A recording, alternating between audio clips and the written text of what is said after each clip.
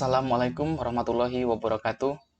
Kembali lagi bersama saya Ilham Sumarga di channel Guru Kewarganegaraan. Baik adik-adik semuanya yang lagi menyimak video YouTube pada kali ini, kita akan membahas tentang perumusan dan penetapan Pancasila sebagai dasar negara. Nah, tentu adik-adik di sini ada dua kata kunci ya.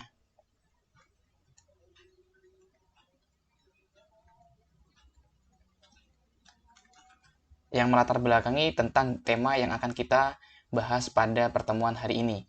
Yang pertama, yakni tentang perumusan. Yang kedua, tentang penetapan. Jadi nanti kita akan belajar proses Pancasila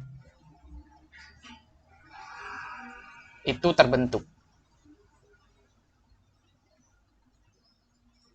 Nah, jika berbicara soal proses,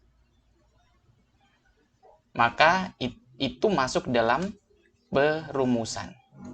Nah, yang selanjutnya di sini ada penetapan. Nah, kalau penetapan di sini berarti hasil dari proses. Nah, itu yang disebut dengan penetapan. Pancasila sebagai dasar negara itu ada prosesnya dan juga ada finalnya ataupun hasil dari proses tersebut. Sehingga bisa dikatakan Pancasila itu sebagai dasar negara atau landasan pemerintah dalam penyelenggaraan negara.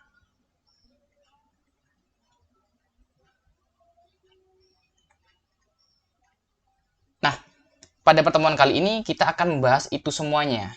Ini untuk adik-adik yang lagi kelas 7, baik itu di SMP ataupun di MTS. Langsung saja kita masuk kepada materi selanjutnya untuk pembelajaran yang lebih lengkapnya.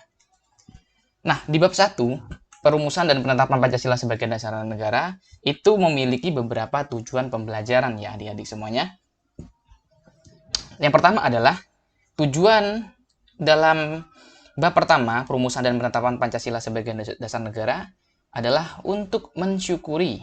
Nah, di sini adik-adik semuanya akan diarahkan bagaimana kita mensyukuri. Kalau mensyukuri itu berarti ada kaitannya dengan keikhlasan. Nah, ini berkaitan dengan makna spiritual. Itu ya. Nah, yang kedua, di samping mensyukuri, kita juga menghargai. Kalau menghargai, di sini ada sifat atau nilai toleransi. Berikutnya, menganalisis. Kalau menganalisis, ini berarti kita diminta untuk bernalar.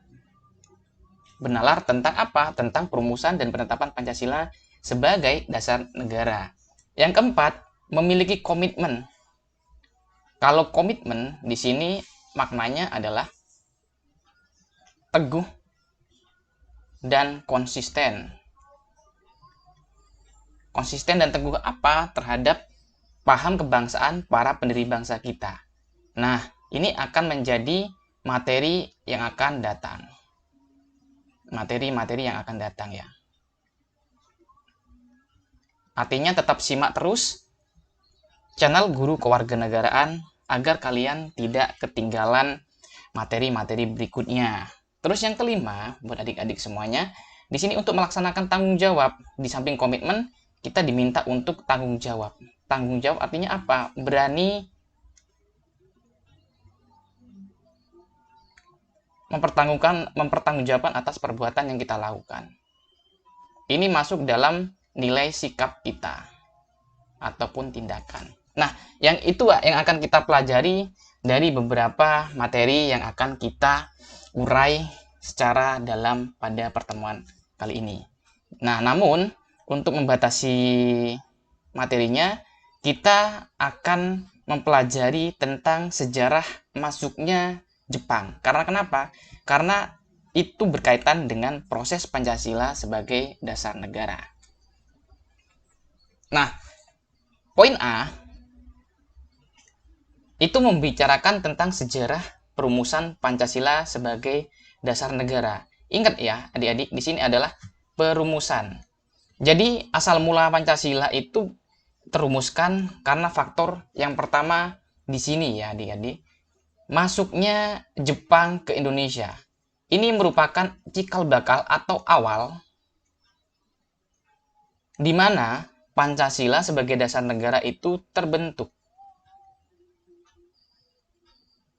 Seperti yang Bapak sudah sampaikan di awal tadi, bahwasanya Pancasila atau perumusan Pancasila itu merupakan proses.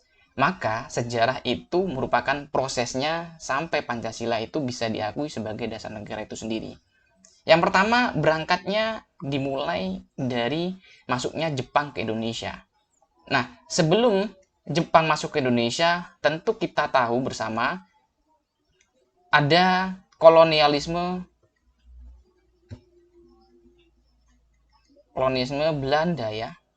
Ada kolonialisme Belanda yang pernah masuk dan pernah menjajah bangsa kita, bangsa Indonesia. Nah, namun kita membatasi uraian di sini ya. Kita batasi urusan di sini. Jadi untuk kolonialisme Belanda, kita tidak masuk di situ untuk pembatasan materi agar tidak terlalu melebar ya adik-adik semuanya. Nah, kita masuknya di sini tentang masuknya Jepang ke Indonesia. Masuknya Jepang ke Indonesia itu direspon oleh orang Indonesia atau warga pribumi kalau istilah dulunya ya. Masyarakat pribumi istilah dulunya. Nah, orang-orang Indonesia atau warga negara Indonesia di kala itu pada awal masuknya Jepang itu menyambut gembira.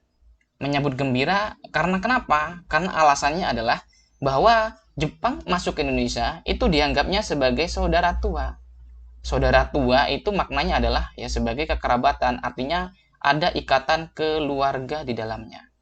Itu. Jadi dianggapnya oleh pemerintahan, bukan pemerintahan ya, mohon maaf, tapi oleh masyarakat kita atau masyarakat Indonesia, Jepang itu termasuk keluarga. Nah, di situ respon orang di Indonesia sangat gembira akan kedatangan bangsa Belanda. Latar belakang berikutnya adalah yang pertama, karena munculnya ambisi untuk membangun imperialisme Jepang setelah menang dalam Perang Asia Timur Raya. Nah, adik-adik, ini kita ingat sejarahnya ya. Jepang pada kala itu, pada masa pemerintahan Perang Dunia Kedua, Jepang itu sebagai pemenangnya. Sebagai pemenang artinya ia atau Jepang itu sendiri berhasil menguasai imperialisme di Asia. Sehingga dari sinilah ingin menduduki pemerintahan di Asia. Yang salah satunya adalah Indonesia. Begitu adik-adik. Nah, alasan yang kedua, latar belakang masuknya Jepang ke Indonesia karena ini. Yang kedua adalah menyerang Indonesia untuk, atau istilah lainnya adalah menjajah Indonesia untuk apa? Untuk kebutuhan logistik. Logistik tentang apa? Pada saat itu masih gencar-gencarnya atau masih terjadi Perang Dunia Kedua.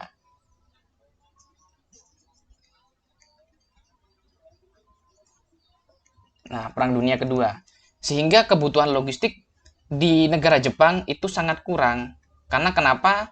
Karena Jepang dengan sekutu atau Amerika Serikat, di situ terjadi ketidaksepahaman sehingga impor untuk barang-barang berat seperti misalkan baja dan besi itu dibatasi.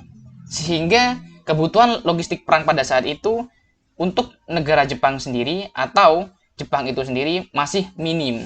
Sehingga butuh untuk melakukan penjajahan terhadap Indonesia karena alasan ini. Untuk apa? Untuk mengambil baja dan besi di wilayah Indonesia. Itu salah satu latar belakang dari masuknya Jepang atau alasan masuknya Jepang ke Indonesia. Nah, di samping itu, adik-adik perlu pahami bersama, alasan orang Indonesia welcome atau sangat menerima Jepang itu dikarenakan apa? Yang pertama adalah memberikan izin. Jadi pemerintahan Jepang itu tidak sama dengan pemerintahan Belanda kala itu. Pemerintahan Jepang itu lebih fleksibel, yang mana ada diberikan pengelabuan. Pengelabuan artinya diberikan keleluasaan untuk masyarakat kita agar terberdaya. Itu niatnya. Sehingga diberikan izin untuk mengibarkan merah putih. Nah, ketika diberikan izin merah putih, berarti itu merupakan keleluasaan atau pengelabuan itu tadi.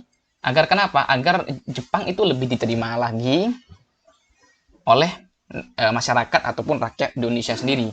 Padahal apabila kita lihat berdasarkan sejarahnya, Jepang itu tidak sama sekali dalam konteks pada saat itu untuk memerdekakan bangsa Indonesia. Itu tidak ada niatan sama sekali.